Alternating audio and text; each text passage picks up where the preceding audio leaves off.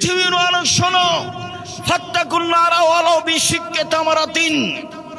খেজুরের মূল অংশের নিচে বীজের উপরে যে সাদা ছিলকা থাকে, সাদা ছিলকার সমপরিমাণ হলেও দান করে জাহান্নাম থেকে বাঁচো।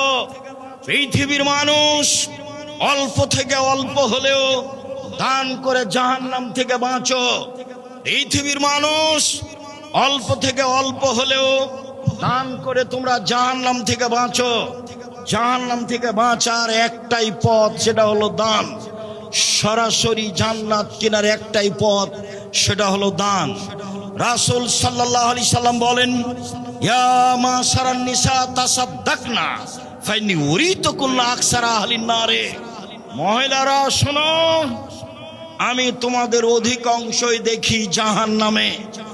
জাহান্নাম বলতে নারী আর নারী, জাহান্নাম বলতে নারী আর নারী, জাহান্নাম বলতে মহিলা আর মহিলা।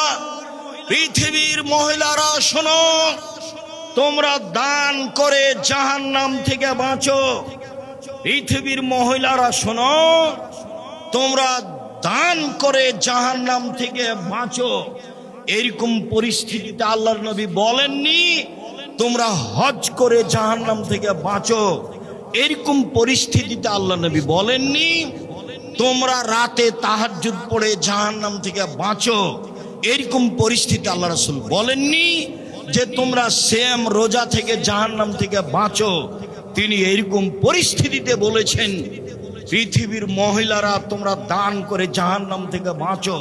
পৃথিবীর মানুষ তোমরা সামান্য থেকে সামান্য, কম থেকে কম, অল্প থেকে অল্প হলেও দান করে জাহান্নাম থেকে বাঁচো।